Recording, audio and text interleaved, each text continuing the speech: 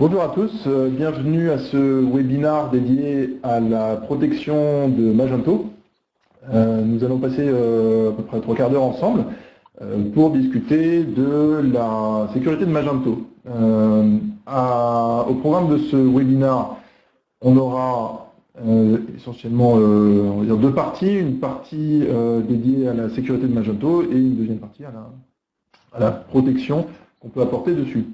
Alors, tout d'abord, petite introduction sur le e-commerce. Le e-commerce en France, comme nous l'apprend la FEVAD, c'est en 2016 835 millions de transactions. Énorme, 65 millions d'euros de chiffre d'affaires, évidemment, c'est en constante augmentation. C'est bien que le e-commerce, en particulier à partir des plateformes mobiles, est en forte augmentation. Alors, parmi ces solutions de e-commerce, on peut évidemment développer un site de e-commerce tout seul de but en blanc, mais on peut également utiliser des CMS, Content Management System.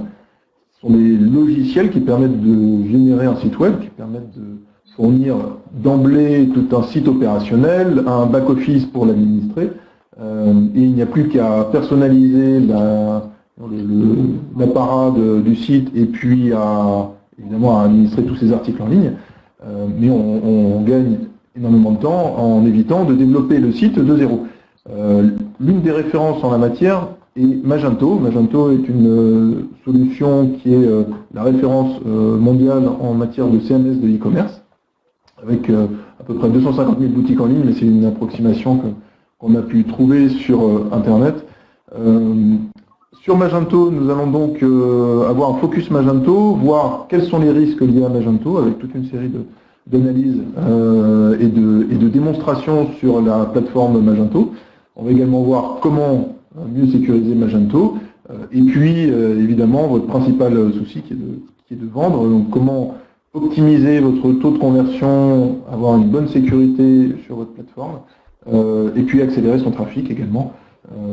L'essentiel de la présentation sera dédié donc à la sécurité de Magento, mais pas que. On verra que si vous utilisez d'autres plateformes, vous êtes également sujet aux mêmes problèmes que ceux qu'on va voir sur Magento aujourd'hui. Donc si vous êtes utilisateur de PrestaShop ou WooCommerce ou d'autres plateformes, on verra que les problèmes peuvent être aussi rencontrés sur ces plateformes-là.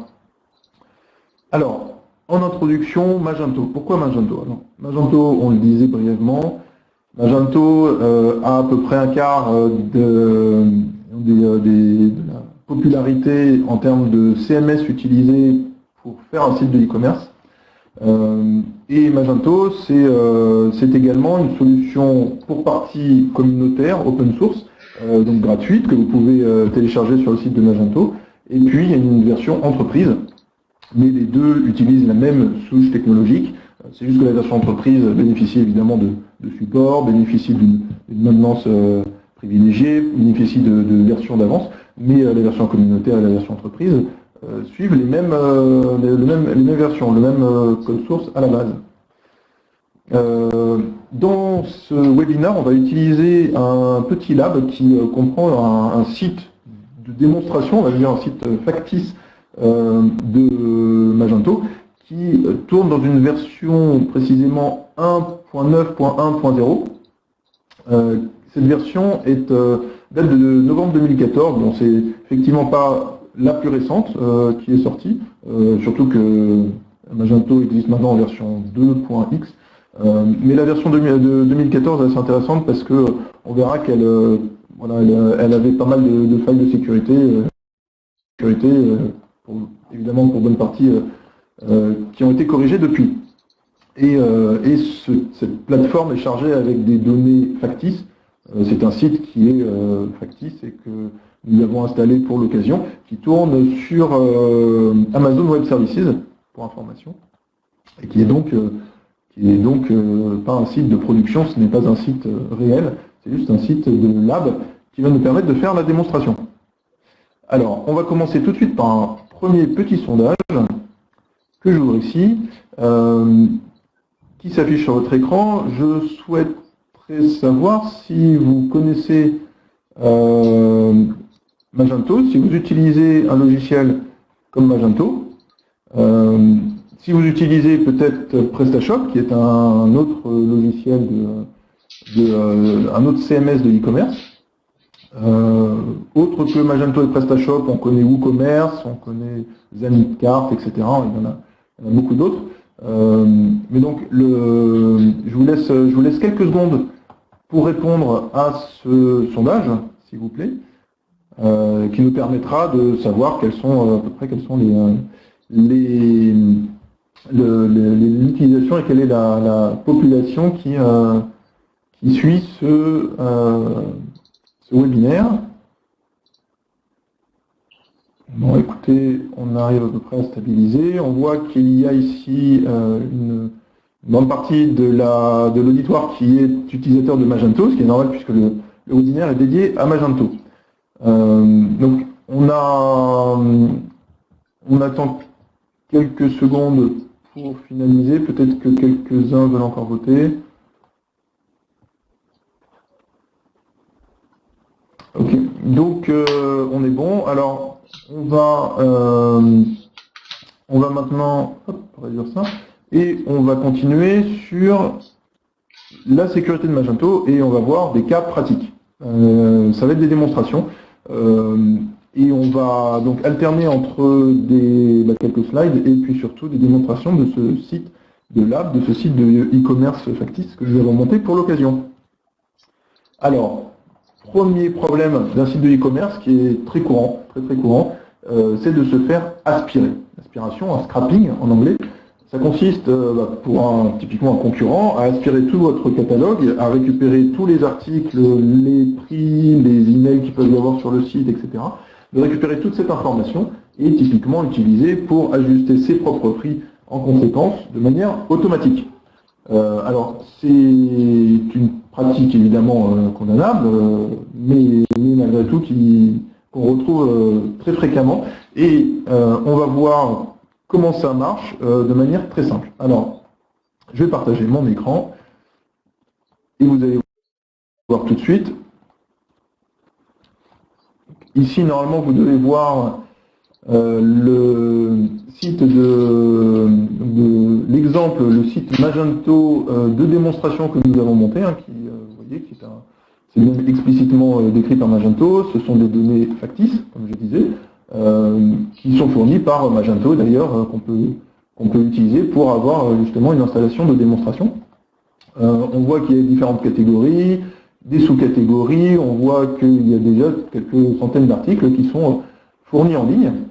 Alors, sur ce site-là, ce qu'on va faire, c'est qu'on va utiliser un outil qui s'appelle WebScraper. WebScraper.io, vous pouvez le télécharger, c'est gratuit sur Internet. C'est un outil qui va nous permettre d'aspirer ce site-là. Alors, comment ça marche? Vous avez ici en bas, dans les outils de développement web, un onglet WebScraper qui apparaît quand vous l'installez, dans lequel vous avez la possibilité de décrire exactement les catégories, donc ici women, men, accessories, etc. Les sous-catégories, donc book, bed, electronics. Hein, donc dans les catégories, on décrit les sous-catégories. J'ai déjà préparé la description, mais ça se fait très simplement. Vous suivez un tutoriel et ça se fait en quelques clics. Ensuite, au sein de chaque sous-catégorie, vous avez une liste d'items, comme on voit ici, les 3 items de cette sous-catégorie shirts. Et dans chaque item, on a noté, ici on a noté le nom qui apparaît, là le plaid coton shirt, et puis le prix, ici dans l'exemple 160 €. Et une fois qu'on a décrit ça, eh ben, c'est extrêmement simple. Il suffit de faire scrape. On décrit quelques variables qui vont être typiquement la rapidité à laquelle on veut aspirer le site. Pour l'instant, je laisse des valeurs par défaut. Et on n'a plus qu'à attendre quelques secondes. Et l'outil va aspirer automatiquement ce site Magento. La préparation m'a pris vraiment 5 minutes, donc on est dans un cas extrêmement simple. Et l'outil fonctionne tout seul. Vous voyez, alors ici, j'y vais doucement parce que je ne veux pas non plus écrouler mon site web, qui a quelques petites ressources pour s'exécuter. Mais évidemment, cet outil n'est qu'un exemple. Le scrapping peut être automatisé pour tourner de manière quotidienne, voire même toutes les 5 minutes, pour aspirer comme ça toute la base d'articles, les prix, et s'ajuster automatiquement. Alors, on attend quelques secondes et vous allez voir qu'on aura déjà les résultats de la centaine d'articles qu'il y a sur ce site. Donc, on va arriver au bout de... Vous voyez que là, je ne clique pas, je ne touche à rien, le logiciel aspire automatiquement. Il parcourt les catégories, les sous-catégories, les items, automatiquement. Et voilà, on a fini. On voit ici la liste de tous les articles qui ont été aspirés, avec leur catégorie, le nom de l'article et le prix. On peut même, à partir de cet outil, on peut même l'exporter dans Excel. Je vous montre ça en 2 secondes. Ça marche extrêmement bien. Vous avez ici l'export Excel, données, vous convertissez, vous mettez des virgules, et voilà, c'est terminé. Vous avez ici la base d'articles de ce site de e-commerce. Avec, donc, on disait à peu près une centaine d'articles.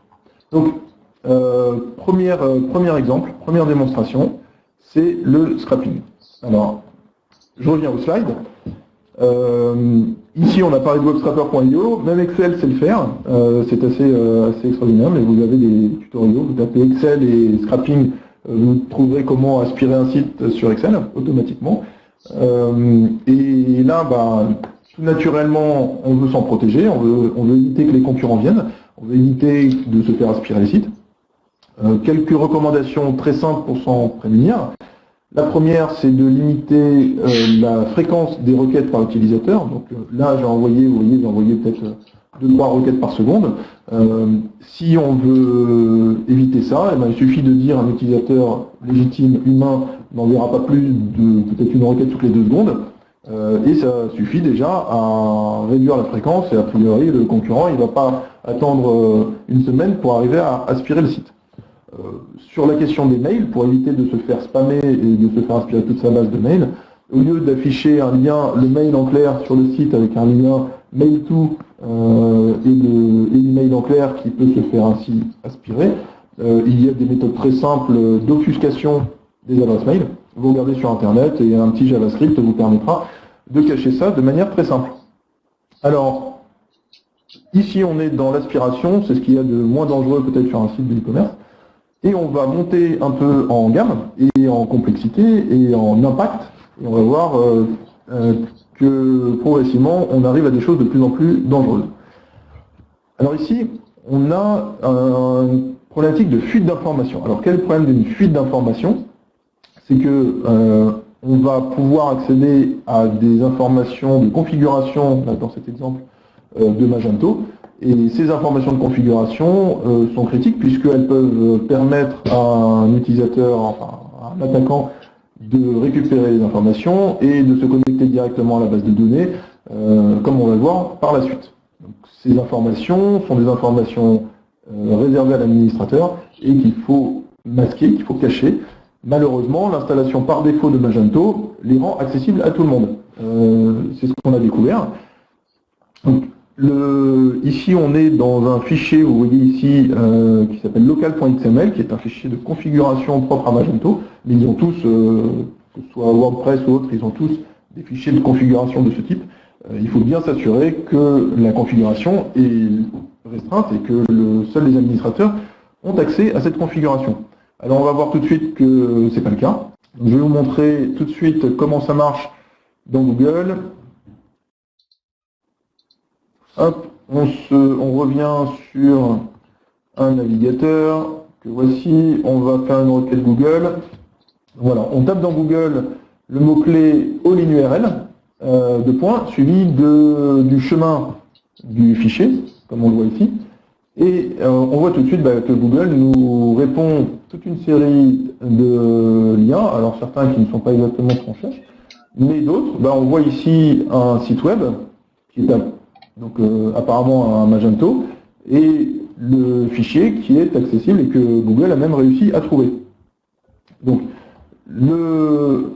ici vous cliquez sur ce lien, et voilà, et vous avez sur ce site web, www.learners.com, vous avez ici le fichier de configuration de leur Magento, en particulier, vous trouvez leur username et leur mot de passe, qui sont en clair. Donc ici on a un premier problème évident de sécurité. On va noter le nom de la base de données, le login et le mot de passe, et on verra que par la suite, ça pourra être extrêmement utile pour récupérer des informations, modifier des informations dans la base de données. Donc c'est le type d'information naturellement qu'on ne souhaite pas divulguer aux visiteurs. Alors, je reviens sur les slides. Ici, vous avez donc une première recommandation évidente, c'est de restreindre l'accès à ce fichier-là, donc ne pas autoriser la lecture à partir du site web. Vous trouverez très facilement de la documentation sur Internet. Si vous tapez ce local.xml, vous trouverez facilement la documentation pour récupérer, pour restreindre l'accès à cette URL. Nous avançons sur un exemple un peu plus agressif encore, c'est qu'on a donné à l'abordage du visiteur. Alors pourquoi? Parce que en tant qu'attaquant, on peut évidemment chercher à attaquer le site web, chercher à récupérer des informations sur le site web, chercher à voler la base de données, à modifier des informations dans le site web. On peut également souhaiter attaquer les visiteurs du site web. Et ça, c'est l'une des failles les plus couramment utilisées sur Internet, qui s'appelle une faille de cross-site scripting, XSS, qui consiste à exploiter en fait, l'attaque consiste à exploiter un problème d'encodage dans les réponses qui sont transmises par le site web. L'encodage servant à éviter que un attaquant puisse justement cacher une attaque dans l'une des pages, insérer une attaque dans l'une des pages qui soit exécutée chez le visiteur. Donc on va typiquement parler d'injection de JavaScript. Le JavaScript qui va être inséré dans l'une des pages du site web et le JavaScript qui va s'exécuter sur tous les visiteurs qui vont ensuite visualiser cette page-là.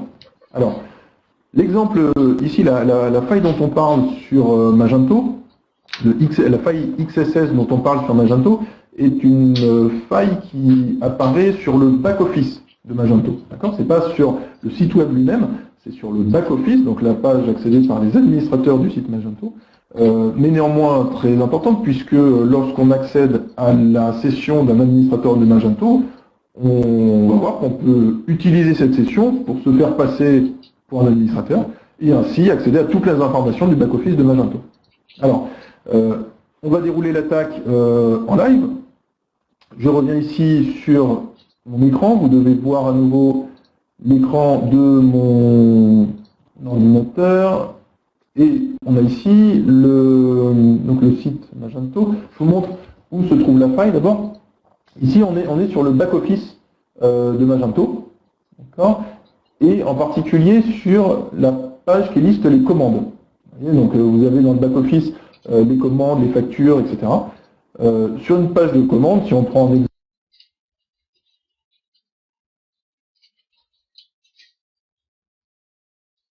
un exemple de commande, vous avez toutes les informations relatives à la commande, relatives à l'utilisateur, ici, et puis vous voyez les adresses d'expédition, les produits évidemment qui ont été achetés, et ainsi de suite.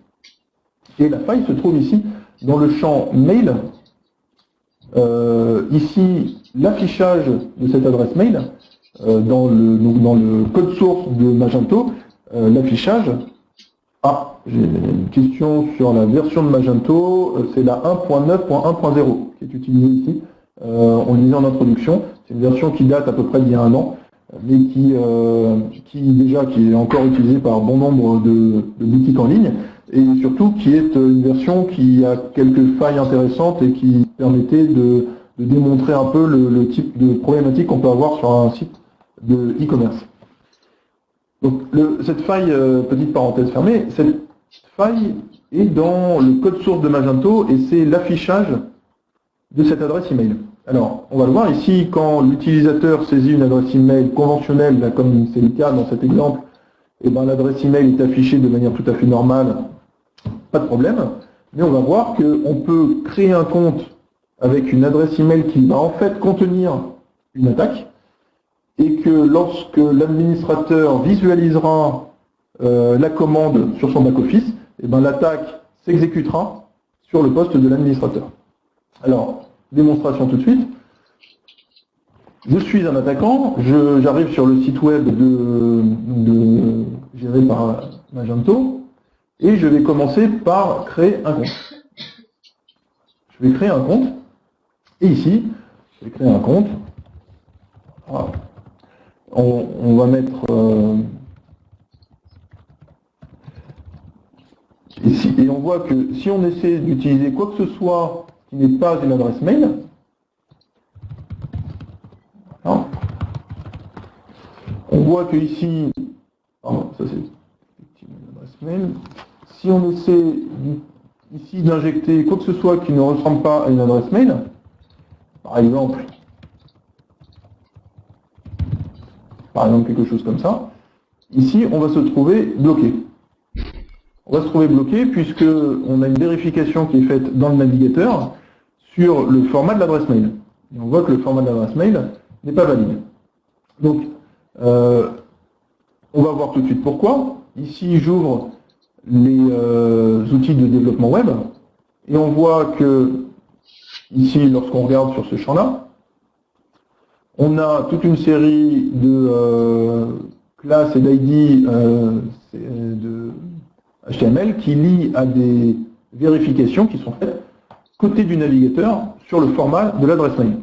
Alors, si on va l'éditer tout de suite de manière extrêmement simple, si on supprime par exemple le type ici et qu'on met que c'est un type texte, si on supprime par exemple les différents name, ID et autres, donc là je fais une édition, si vous comprenez bien, j'édite la page qui est affichée par Chrome, par mon navigateur. Ici, et ben, d'un coup, nous n'avons plus de vérification faite par le navigateur. Ce qui va me permettre d'injecter l'attaque. Je vais vous montrer à quoi elle ressemble. Ici, on peut mettre même un message personnalisé.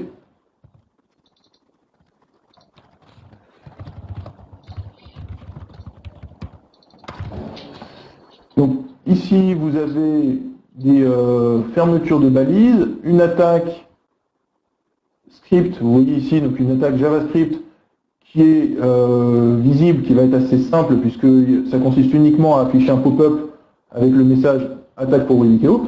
Mais si vous connaissez un peu les capacités du JavaScript, en JavaScript on peut faire énormément de choses, bien plus que simplement afficher une pop-up. On peut faire des screenshots de l'écran du visiteur, on peut récupérer les cookies de session, ce qu'on va typiquement faire pour pouvoir réutiliser la session de l'administrateur et se faire passer pour administrateur en réutilisant ces cookies de session. Bon, pour l'instant, on va se cantonner à une simple pop-up. Et maintenant qu'on a désactivé la vérification que ce champ est bien un email dans mon navigateur. Ah, j'ai été jeté. Inquired value. On a eu un problème,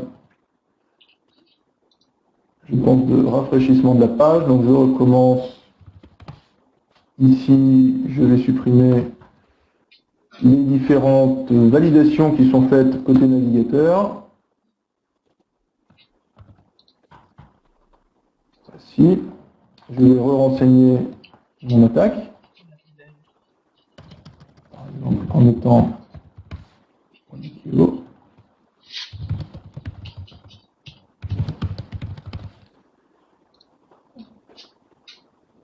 Ah, décidément, je suis bloqué. Je pense que c'est le navigateur qui n'aime pas ce que j'essaie de faire. Ce n'est pas grave. On va changer de navigateur. Je passe ici sur un navigateur Firefox, qui lui, je pense, est moins tatillon sur le sujet. On va regarder ici inspecteur, on va faire la même chose. Donc On enlève, je répète, on enlève ici toutes les validations qui sont faites par le navigateur sur le champ email, ce qui va me permettre normalement, je l'espère cette fois-ci, mais hop, on va remettre texte, ce qui va me permettre ici d'injecter l'attaque.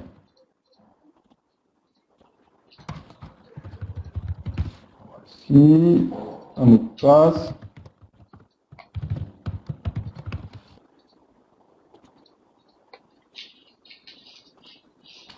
Value. Décidément. Alors là, la démonstration ne fonctionne plus. FUDEMO classique. Value. Eh bien, écoutez, je suis désolé de ce contretemps. Le résultat, qui pourtant a été rejoué il n'y a pas plus que quelques minutes, le résultat que je vais vous montrer malgré tout dans le back-office, lorsque le compte est créé et qu'on passe une commande avec ce compte créé, on se retrouve ici dans le back-office, si je vous montre les commandes créées, avec une commande de ce type-là, et quand je vais, donc en tant qu'administrateur, quand je vais ouvrir la commande, l'adresse mail, le JavaScript va s'exécuter, et on voit ici le résultat. Donc ici c'était un pop-up qui affichait simplement I got you. Mais vous voyez ici l'adresse mail qui a été forgée pour attaquer l'administrateur et récupérer potentiellement ses cookies de session ou autre. Donc voici le résultat de l'attaque qui donc va accéder aux données de l'administrateur. Désolé pour ce contretemps. Je vais revenir au transparent pour avancer sur l'attaque suivante, une injection du site. Alors l'injection du site, je vais aller assez rapidement dessus. On avait vu que, et en fait on le voit sur tous les CMS, la plupart des failles viennent des plugins qu'on peut rajouter dans le CMS, plugins qui vont permettre de faire tout un tas de choses, toutes plus intéressantes les unes que les autres, mais qui apportent leur lot de vulnérabilité, et c'est là-dessus qu'il faut vraiment s'attacher. Donc, ici, si vous regardez, on a installé un plugin qui s'appelle Magmi, qui est assez utile pour faire de l'import de plugins et de l'administration de droits d'accès. Vous voyez, il permet de faire beaucoup de choses sur l'installation de Magento, très pratique. Alors cette installation de plugin marche de manière extrêmement simple. Elle prend le fichier zip que vous lui fournissez et elle le dézip dans le répertoire plugins de Magmi. Donc le problème c'est qu'il n'y a aucune autre vérification qui est faite sur les fichiers qui sont uploadés par Magmi. En particulier, si cette page Magmi est accessible à n'importe qui, et on peut évidemment en faire le test comme on le voit en demandant l'URL Magmi à Google, et je vous laisserai faire le test, il y a évidemment pas mal de pages qui sont référencées là-dessus. Si la page Magmi est accessible, l'attaquant peut l'utiliser pour uploader tout un tas d'attaques. Je vais vous montrer ici sur mon écran, je vais vous montrer un exemple tout simple. Choisir un fichier, je vais vous montrer un exemple de défacement. Donc pour ceux qui ne savent pas ce qu'est le défacement, ça consiste à changer la page d'accueil du site pour afficher ce qu'on veut. Généralement, c'est assez activiste, hein, donc on peut voir des slogans un peu politiques ou religieux ou je ne sais quoi. Voilà, je viens d'uploader le plugin ici, et on me dit bien que le plugin a été correctement installé. En fait, c'est uniquement le fichier PHP qui a été dézippé sur le système. Et ici, j'ai l'URL de mon fichier défacement.php qui a été dézippé dans le bon répertoire de Magmi. Et quand je l'exécute, et que j'essaie de vous montrer la page d'accueil de mon site web, et bien la page d'accueil a été changée, et toute personne qui ensuite essaie d'accéder au site web se retrouve avec ce message que la page a été défacée par Vincent. Voilà.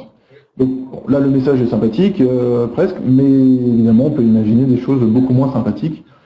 Et là, la solution pour s'en prémunir, il n'y en a pas 50. La seule solution, c'est le backup et la restauration. Donc, Fort heureusement, j'avais fait un backup de cette page d'accueil que j'ai effacée. On va voir ici, hop, je suis sur le système du site web. Et sur la page d'accueil, vous voyez l'index.php, j'en avais fait un backup. Donc il me suffit de restaurer, on ne voit pas, voilà. Donc là je suis sur le système de fichiers de mon serveur web, il me suffit de restaurer le fichier de backup que j'avais fait.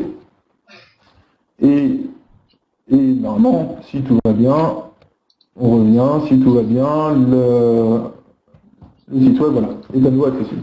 Donc, on voit là, par cet exemple tout simple, l'efficacité d'un effacement et l'utilité des backups. Je vois quelques questions qui sont posées au fur et à mesure. Lorsqu'on nous n'y répondons pas, je prendrai un peu de temps évidemment à la fin pour répondre à vos questions. Alors, je vais faire juste une petite pause à ce stade pour voir si ça vous va bien, si vous suivez bien l'avancement. On va prendre une petite minute, s'il vous plaît, pour répondre à cette question. Est-ce que vous trouvez que le contenu est trop technique ou pas assez technique? Est-ce que vous souhaitez avancer un peu plus vite? Voilà. Faites-nous part, s'il vous plaît, de votre ressenti sur la présentation. Et comme ça, j'essaierai d'adapter les 15 minutes qui nous restent. Je partage le sondage qui est à peu près équilibré, donc je vais sans doute un peu vite sur certains détails techniques. Le but n'est pas de vous noyer, le but est évidemment pas de perdre l'auditoire, mais de vous montrer la variété d'attaques qui sont possibles sur un logiciel pourtant très très populaire comme Magento. Je vais essayer d'aller un petit peu plus vite et de ne pas trop rentrer dans le détail sur les derniers exemples pour plutôt vous parler effectivement des solutions à mettre en œuvre pour se protéger, comme on va le voir à la fin de cette présentation. Alors, merci pour vos sondages. Je reviens au transparent. Le vol de données, alors ici je vais passer cette démonstration. Le vol de données en fait exploite des failles, un autre type de faille sur le site web qui va être typiquement une injection SQL qui va permettre à l'attaquant de récupérer toutes les données du site et donc de récupérer les bases d'utilisateurs, les commandes, les articles, etc. Je pourrais vous faire la démonstration, elle est un petit peu longue aussi, donc je vais passer cet exemple-là, je vous le mentionne juste pour savoir que ce type de faille est extrêmement grave. Là, on n'attaque pas le visiteur, mais on attaque vraiment le site web en direct. Et pour s'en protéger, on va voir juste après comment faire. Mais une solution, soit évidemment la mise à jour du CMS dès lors que la vulnérabilité est trouvée, ou bien l'utilisation d'une solution palliative comme le WAF, qui peut un peu pallier aux problématiques que vous pouvez avoir sur votre CMS. On verra ça à la fin. Ça peut s'avérer extrêmement efficace, que ce soit sur les failles connues ou inconnues des sites web. Alors, je vais vous montrer juste une dernière démonstration qui est assez sympa. C'est une faille révélée en janvier de l'année 2015 qui a été en fait exploitée. On a vu les premiers robots passer sur les sites web 24 heures après. Ça veut dire qu'une fois que la faille a été communiquée, il a suffi de 24 heures aux attaquants pour automatiser l'exploitation de la faille et lancer des robots tout azimut sur Internet pour trouver tous les sites Magento qui étaient vulnérables à cette faille. Elle n'a été fixée que 3 semaines plus tard et on s'apercevait 2 mois après l'apparition de la faille, enfin la découverte de la faille, 2 mois après il y avait encore des 140 000 sites vulnérables dans le monde. Donc on voit que c'est un réel souci de se protéger et de mettre à jour son site web.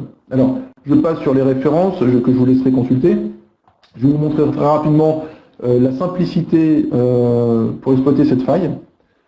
Donc, vous êtes malicieux, vous êtes un attaquant, vous tapez tout simplement Magento exploit sur le shoplift qui était le nom de cette faille, et vous voyez que le tout premier lien qui sort dans Google est un lien qui vous donne accès à un petit code source, un petit code Ici, c'est du Python, qui est gratuit, qui est téléchargeable, vous voyez, et qui contient tout ce qu'il faut, et que je vais vous montrer tout de suite en exécution. Donc, l'exécution, cette attaque permet de créer un compte administrateur sur le back-office de Magento automatiquement. Donc, je vais vous montrer, parce que c'est réellement impressionnant comme attaque, et dans sa simplicité. Vous avez ici, donc j'ai un utilisateur, administrateur donc sur le back-office de Magento, un seul administrateur. Lorsque la faille a été découverte, les attaquants donc, ont créé des petits codes pour exploiter cette faille, l'ont publié en plus sur Internet, et l'exploitation est assez simple. Alors, j'ai récupéré le code source en question, ici, donc dans ce petit code Python. C'est le code source qu'on voyait tout à l'heure à l'écran. Et ce code Python, eh ben, je vais l'utiliser très facilement. Je l'ai juste un tout petit peu personnalisé pour pouvoir mettre ici, pour créer un compte WebIKEO dans le back-office. Et je vais vous montrer comme c'est simple de l'utiliser. Vous tapez Python, le nom du logiciel, et puis on va rajouter évidemment l'URL qu'on veut attaquer, l'URL qui va se trouver ici. Donc, ici, on prend l'URL. Non, tu ne la ranges pas quelque part.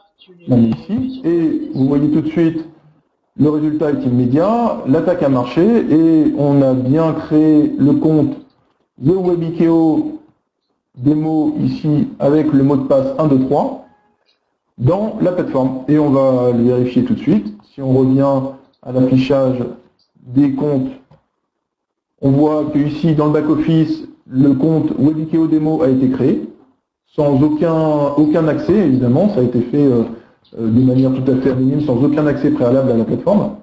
Donc, on sait créer un compte administrateur, et je dis administrateur parce que vous voyez que ici, le compte créé fait partie du groupe administrateur. On sait créer un compte administrateur sur le back-office avec un petit script qui peut télécharger gratuitement sur Internet. Voilà.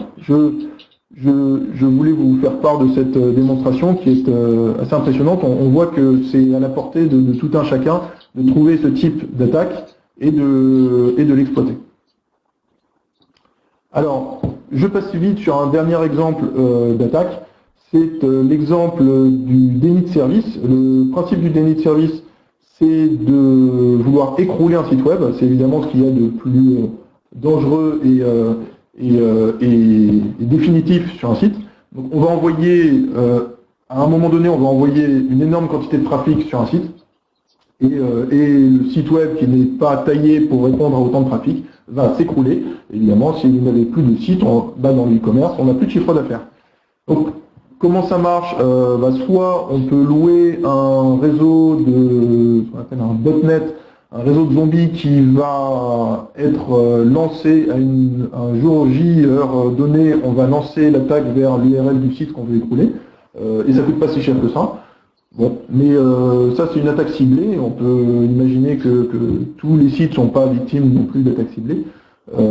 Malheureusement, écrouler un site web c'est aussi très facile sans même louer un réseau de zombies. Comme on le met là dans l'exemple, AB c'est Apache Bench. C'est un tout petit outil gratuit qui permet de simuler énormément de trafic. On va là lancer 500 requêtes à partir de 50 connexions en même temps sur une page spécifique de Magento. Et on va, voilà, je ne vous fais pas la démo, je manque un peu de temps, mais immédiatement, le site ne répond plus, il est écroulé par les requêtes qu'il reçoit. Donc, là encore, la protection, c'est de limiter l'accès aux ressources du site, c'est de se protéger de ce type de DDoS, et les solutions du marché permettent très bien de s'en prémunir. Et c'est fortement recommandé parce que là, évidemment, si on n'a plus de site, on n'a plus de trafic, on n'a plus de chiffre d'affaires. Alors, j'ai parlé beaucoup de Magento dans cette présentation, mais PrestaShop n'est pas en reste. On a toutes ces mêmes vulnérabilités que j'ai pu vous présenter. Et ben, on voit qu'elles ont leur équivalent sur PrestaShop. Elles ont également leur équivalent sur WooCommerce, donc sur le plugin de e-commerce de WordPress. Et on voit ici d'ailleurs vous voyez, dans cette capture d'écran, là on voit un listing d'exploits qui sont disponibles spécifiquement sur WordPress, et je vous assure que cette liste elle fait des pages et des pages. WordPressexploit.com, vous avez énormément d'exploits qui sont disponibles sur WordPress et sur tous les plugins de WordPress. Alors, évidemment, on a vu déjà dans la présentation toute une série de solutions pour se protéger. Votre objectif, c'est d'optimiser votre taux de conversion, d'avoir plus de visiteurs, mais aussi une meilleure conversion, c'est-à-dire des visiteurs plus qualifiés et in fine, donc plus d'achats, tout en garantissant votre sécurité. Alors, pour ce faire, il n'y a pas 50 solutions. L'idée, c'est d'accélérer votre trafic, donc d'avoir déjà quand le site est plus réactif, le temps de réponse est plus faible, et bien les visiteurs ont un ressenti beaucoup plus agréable et ils achètent plus, ça s'est démontré. Et puis également, vous allez avoir beaucoup plus de gens qui vont venir, vous serez mieux référencé sur Google, et ainsi de suite. Alors, l'accélération du trafic, mais aussi l'élimination du trafic non légitime, du trafic dont vous ne voulez pas, parce que le trafic dont vous ne voulez pas, il va polluer votre site, il va polluer vos ressources, ça va prendre du temps à répondre, et c'est autant de temps et de bande passante qui n'est pas disponible pour les visiteurs légitimes. Puis dernier exemple en termes de réalisation de cet objectif dans le meilleur taux de conversion, c'est de pouvoir encaisser les pics de trafic. Vous avez la fête des mères, et on va le voir la semaine prochaine à l'occasion d'un webinaire dédié à l'élasticité et aux pics de trafic, à la gestion des pics de trafic. Mais que ce soit pour la fête des mères, que ce soit pour Noël, que ce soit pour comme ça des événements dans l'année, les sites de e-commerce ont un trafic extrêmement variable, et il faut pouvoir l'encaisser, faute de quoi, à nouveau, vous perdez des potentielles ventes. Alors, la solution qu'on vous propose, et je vais pas m'appesantir extrêmement sur notre solution, puisqu'elle a été déjà démontrée dans plusieurs webinaires précédents que je vous engage à visionner sur la plateforme Webikeo. Nous avons une solution Cloud Protector qui répond à cet usage, qui va à la fois permettre d'accélérer votre trafic, optimiser la performance du site. Ça va faire du cache, c'est-à-dire que tout le contenu statique du site, nous allons le servir à votre place. Toutes les images, les fichiers CSS, les JavaScript, etc., on va le servir à votre place, et donc ça va être autant de ressources que vous n'aurez pas à consommer. Et donc votre site web sera dédié à servir les pages dynamiques, et il n'aura plus à servir toutes les pages statiques qui le polluent pour rien. La compression également, on voit là sur l'exemple qu'on a ici d'un réel site de e-commerce d'un de nos clients pour lequel on gagnait 80% de bande passante grâce à la compression. Également, on a des modules de sécurité adaptés à la fois à Magento, puisqu'on a fait tout ce travail d'analyse de la sécurité Magento, on a des politiques prédéfinies pour Magento, mais on a également des moteurs de sécurité qui évitent les attaques dites de 0D, c'est-à-dire que si vous n'utilisez pas Magento, mais que vous avez développé votre application web en propre, si c'est vous-même qui l'avez développé, et malgré tout, vous pouvez être victime d'attaques comme on a pu les voir dans cette démonstration. Et pour ça, il faut des moteurs de sécurité génériques, c'est-à-dire pas spécifiques à Magento ou à PrestaShop. Et ça, évidemment, on vous les fournit, et c'est toute notre plus-value, c'est notre expertise. On est expert en sécurité web depuis 15 ans, et on fait ça très bien. On vous fournit tous les écrans pour savoir qui vient sur votre site. Est-ce que ce sont des visiteurs légitimes ou des robots? On va vous fournir également des indicateurs sur la performance de votre site, les requêtes que vous avez reçues, le temps de réponse de votre site pour s'assurer qu'il reste bien réactif, les variations de trafic, et tout ceci se met en place de manière extrêmement simple. La mise en œuvre de Cloud Protector se fait en redirigeant votre trafic par notre plateforme qui est une plateforme hébergée en France chez Telehouse, qui est un prestataire de confiance, qui héberge notre plateforme Cloud Protector. Donc votre trafic va être rerouté avec un simple changement DNS, va être rerouté vers notre plateforme, et nous vous retransmettrons que le trafic légitime. Voilà toute la simplicité de la mise en œuvre de notre protection.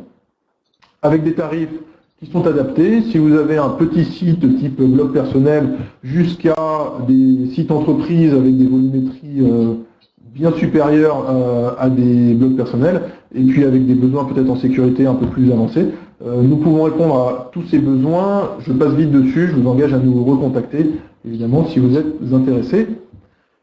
Et je vais terminer cette présentation par quelques messages clés. In fine, que la solution soit développée par vos soins ou pas, qu'elle soit hébergée chez vous ou pas, vous êtes responsable du site, vous êtes responsable de ces données. Si vous perdez les données de vos clients, ce sera vous le responsable. Si le site web il tombe, ben vous aurez peut-être des pénalités que vous pourrez faire jouer auprès de votre hébergeur, mais c'est quand même vous qui perdrez votre chiffre d'affaires.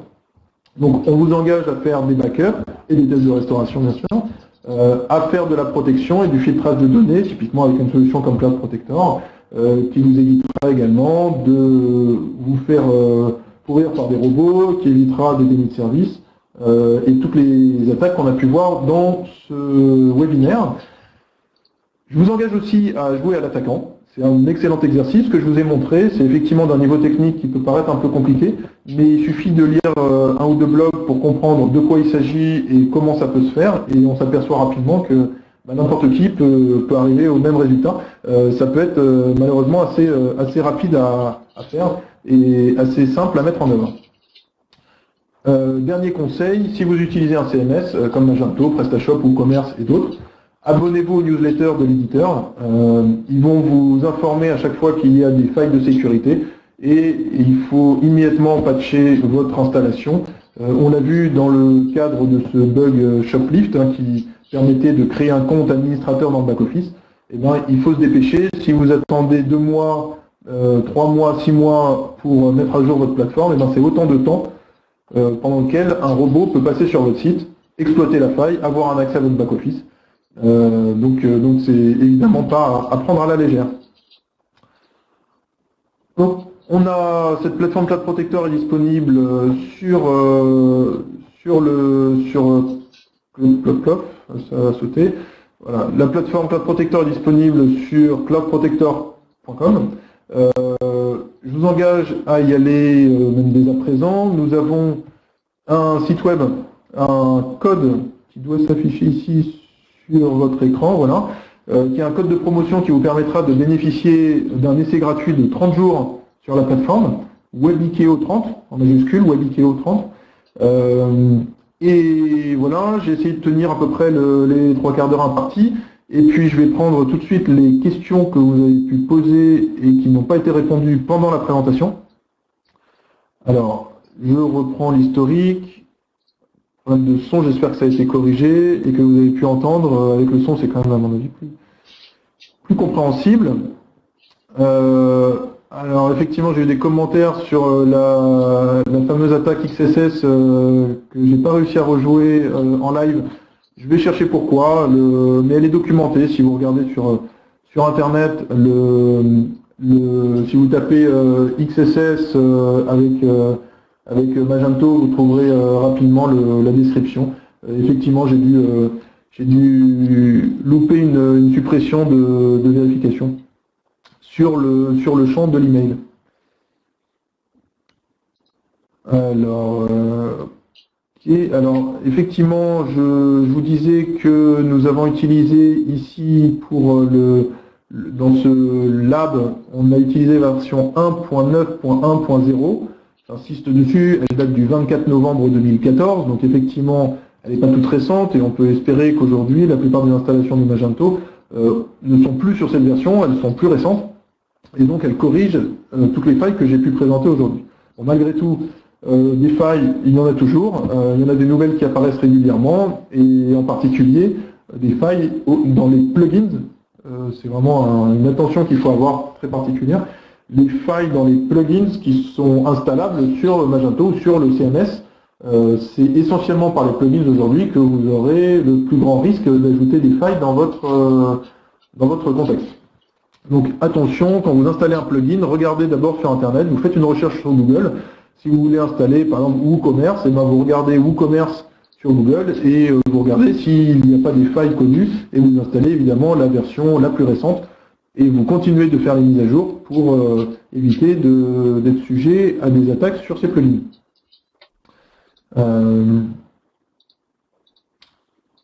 Alors, effectivement, il y a eu un peu de discussion sur l'attaque qu'on a vue.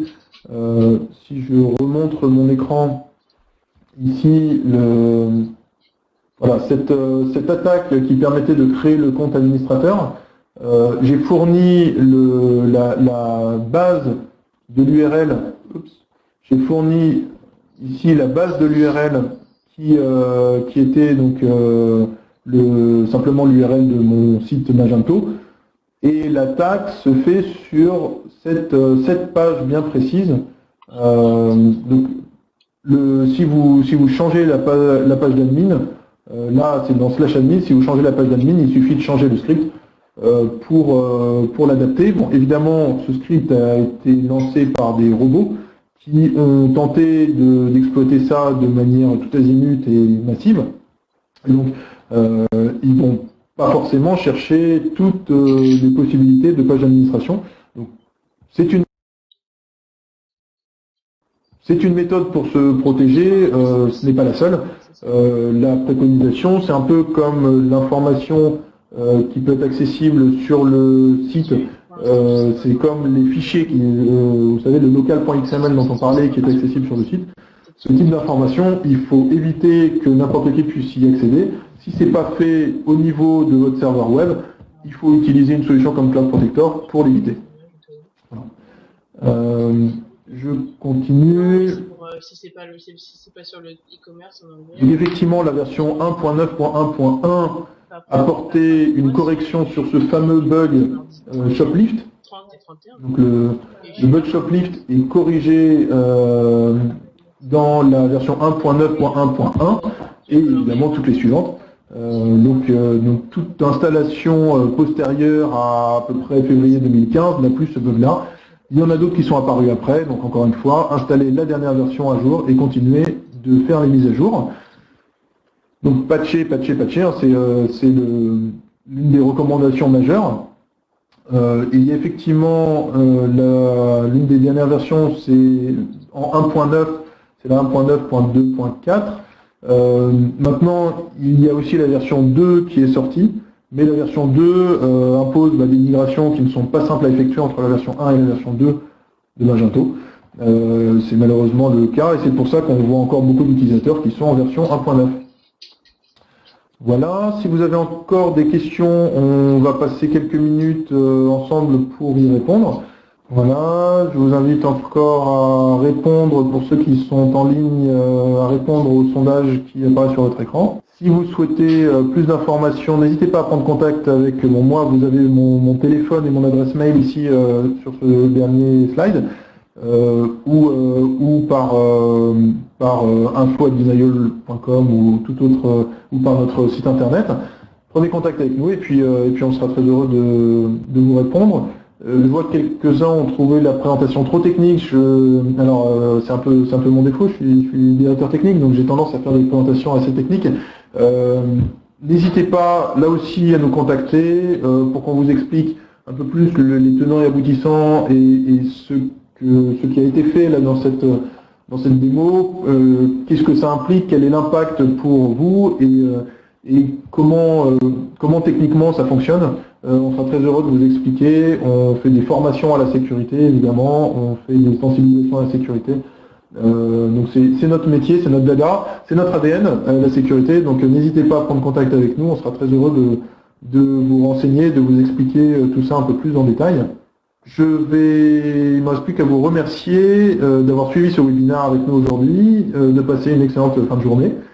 Et puis en espérant vous revoir sur un prochain webinaire ou peut-être, si vous souhaitez, revisionner les webinaires que nous avons fait les semaines passées sur la plateforme Webikeo. Merci à tous et à bientôt. Au revoir.